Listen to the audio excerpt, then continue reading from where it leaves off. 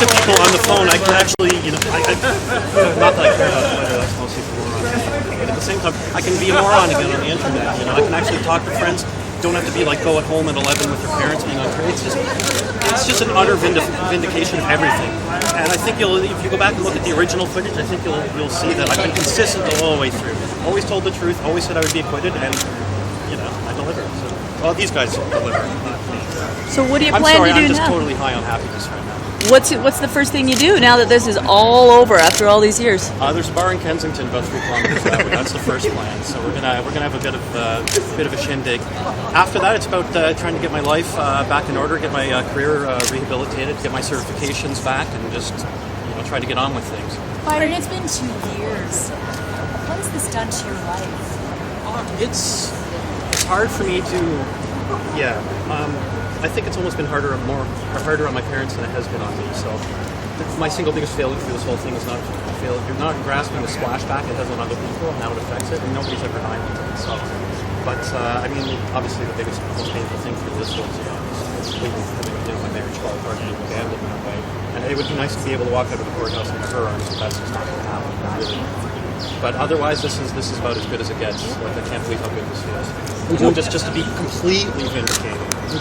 And our trial judge today found that there was no evidence suggesting any intention to disrupt or harm anything or anyone relating to the G20. And that was the reason why he was put before the courts in the first place. There was nothing supporting that before this court, and he's exonerated on that issue, and that's an important, fundamental issue for Byron.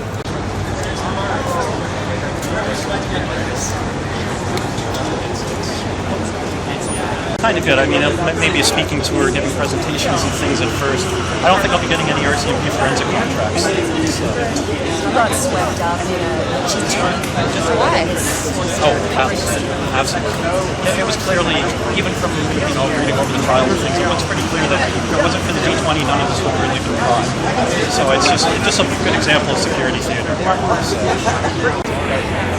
Yeah, that was the longest I've ever heard a judge read. She was very thorough. She was pretty solid. Well done. I actually have one of those now. Do you? See, there you go. Yeah, that was one of your conditions, I remember. Can someone, just so we're not taking too much of his time.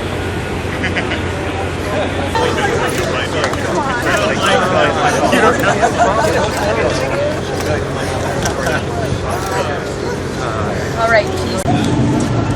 Outside the courthouse, somebody said very quietly he's guilty of looking guilty. Yeah. Would you characterize it that way? That doesn't sound out of place. I mean, it's almost just like the problem was that it looks like I was framed, except that I framed myself. How exactly you argue? It's just they're basically guilty of looking guilty. I think that sums it up nicely. So all the cases just sort of piled up against you, but your own cases. It's just an ugly scene all around. It's just through some simple sitting down and talking and investigating somebody, just have a conversation with them. This all could have been avoided. They just come, we're seeing you doing some crazy stuff. God, this looks really bad to us.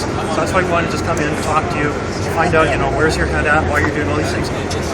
Explain that all the time. Save the taxpayers all that money. Done. But just never do that. Instead, let's bring down the full hammer of the law on the guy and just, put him in jail and make a message out of it. Like, is it about punishment or is it about justice?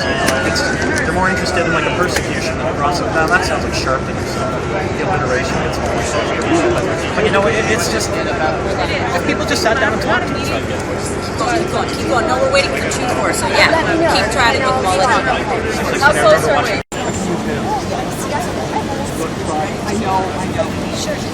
Yeah, I can make it.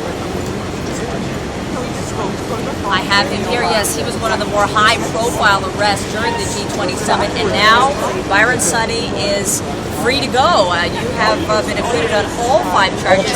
And a very strong vindication. So how do you feel? It feels like, a ton's been lifted off her shoulder, It's like my life for the last 2 years has been on pause. The life of my parents have been on pause. And my brother and his wife have been on pause. What is my future going to look like?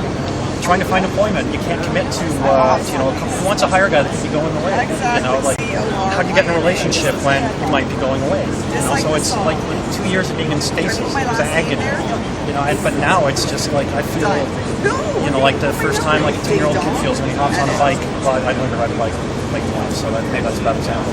But like that sort of giddy. I just.